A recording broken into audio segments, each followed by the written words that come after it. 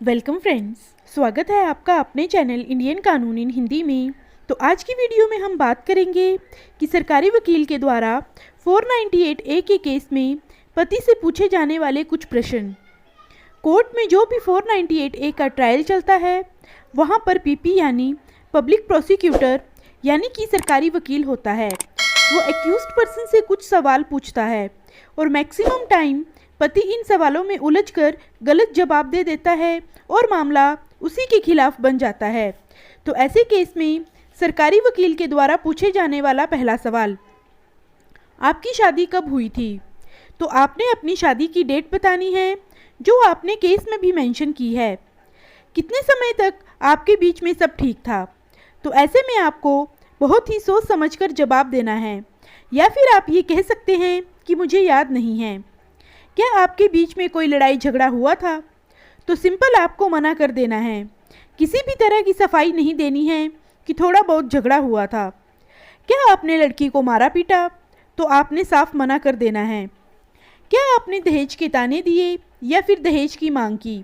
तो आपने इस प्रश्न के जवाब में भी सीधा मना करना है। आपने पत्नी को घर से कब निकाला? तो आपने मना करना है कि मैंने अपनी पत्नी को घर से नहीं निकाला, ये अपनी मर्जी से गई थी।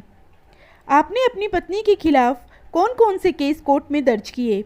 तो आपने यहाँ पर सही इन्फॉर्मेशन देनी है।